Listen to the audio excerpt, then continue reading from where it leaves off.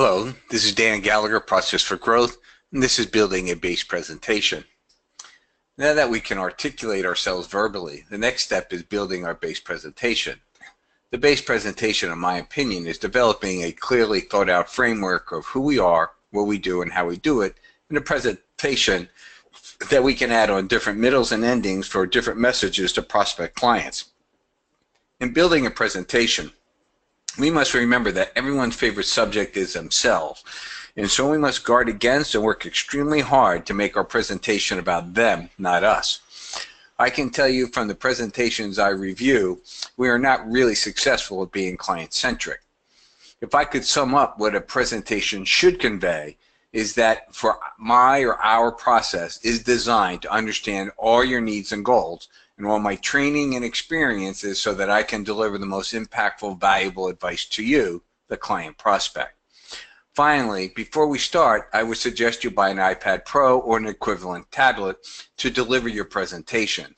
It's all about control. Once we control the conversation by speaking to the slides while the client prospect is listening to you, not perusing through the presentation that you have handed them. Second, it controls our urges to add slides. If you have to speak to a slide, we will make sure it makes sense to have it in the deck. If you skip it when you speak, then take it out. Standardization is helpful for many reasons. First is that we stop reinventing the wheel every time we have a meeting. Same presentation gives us the ability to pay attention to the prospect client, not what we are saying.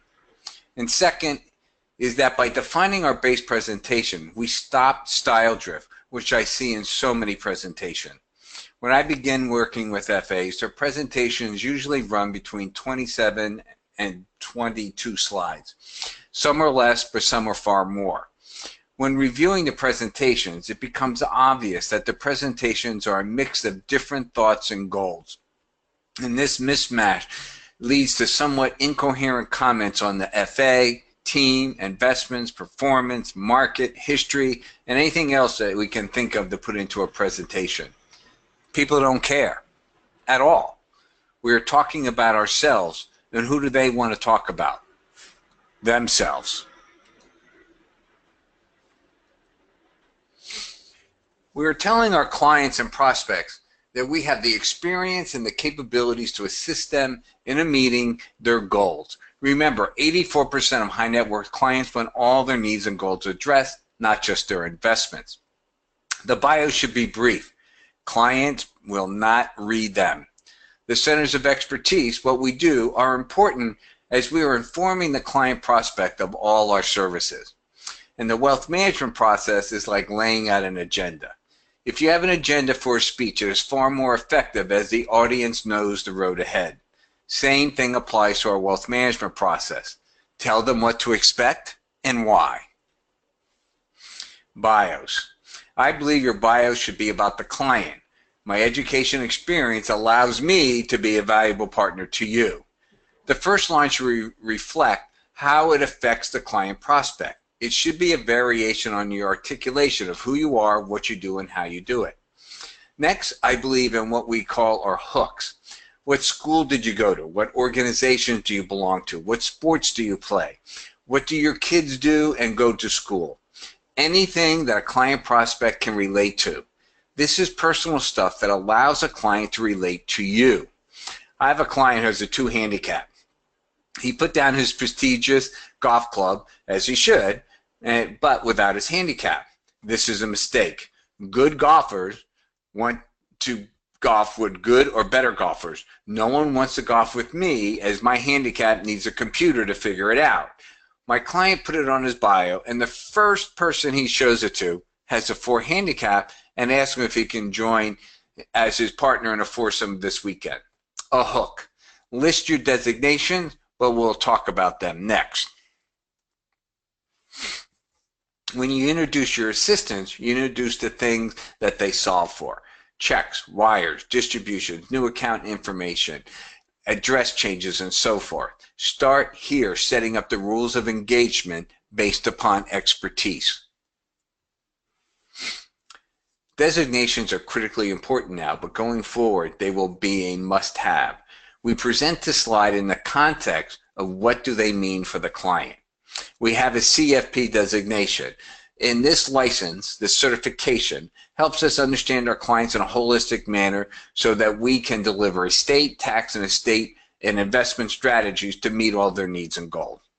The group has a CPM designation, which is held by only about 400 financial advisors out of over 300,000 advisors to be certified in portfolio construction and maintenance so that your investments can assist you in meeting your needs and goals. The CRPC license trained us to understand and build retirement strategies through cash flow analysis. The Portfolio Management Director is an internal Morgan Stanley designation, but is important to you because this investment platform falls under the fiduciary standard where we must work with you, our client, under the best interest contract, not the suitability contract. This is critically important. 86% of high net worth clients say they want to be dealt with under the best interest contract. By telling them about the Portfolio Management Director, we are reinforcing this is how we will work with you. What we have accomplished with this slide is to call into question every FA who has no designations, which there are a ton of. So how can they be effective stewards of their money? This is an invaluable slide. What we do. This slide is about what we do, and what I mean by this is what centers of expertise do we have available to us to assist in meeting all our clients' needs and goals. If we have a mortgage opportunity, do we do the mortgage? No, we bring in the mortgage person. If we have a stock option plan, do we handle the plan? No, we bring in the designated stock option team. If there's an insurance opportunity, do we execute the policy or do we bring in the insurance person? All these situations we could execute the trade, but mostly we affiliate with the proper centers of expertise. We introduce ourselves with this slide and the people we work with to deliver each service. Knowledge equals confidence, confidence equals sales. Notice how we present the three buckets to the client prospect. Do you see stocks and bonds, investments? Everybody knows that if you work at Morgan Stanley, Merrill Lynch, UBS, or Wells Fargo, you do investment. Everyone. So what do we want to tell them? Everything that they don't know about us and how we do it. Go to Google and Google wealth management process. Then go to the images at the top of the page. What do you see? Any which way you can present a wealth management process. You like squares, triangles, rectangles? Who cares? Pick one. Notice all the processes are basically the same. This is not rocket science. It is a process for you to follow with all your clients. One thing of note, they all start with discovery. Less than 1% of FAs execute an in-depth discovery process. Without a discovery process, you are not a wealth manager. The first and most important step in wealth management is discovery. When FAs work so hard to distinguish themselves from the competition, it is amazing that we don't do the one thing that separates us from the pack, discovery.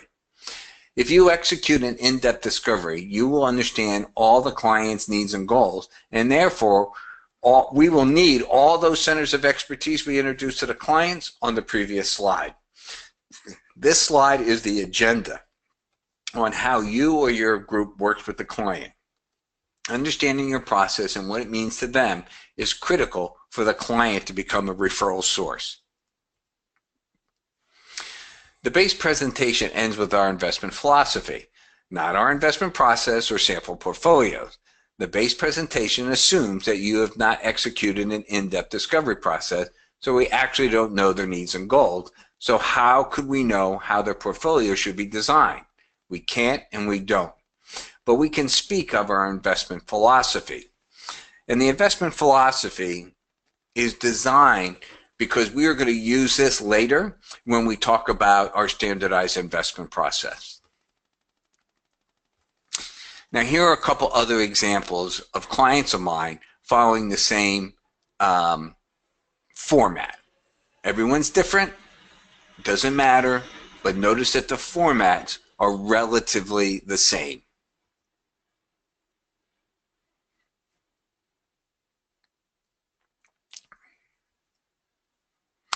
They have their bios. As you can see, they're too long. No one will read them. One of the rules of a presentation, if it looks like a paragraph, it's not a slide.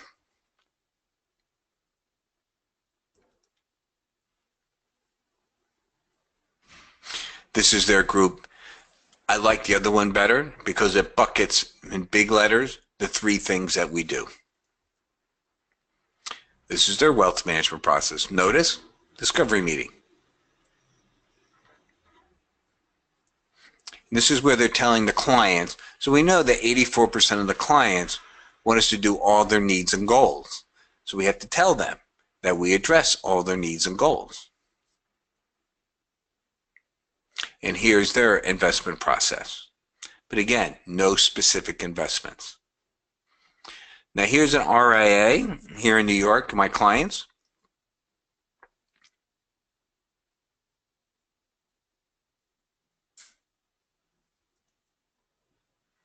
This is a big team.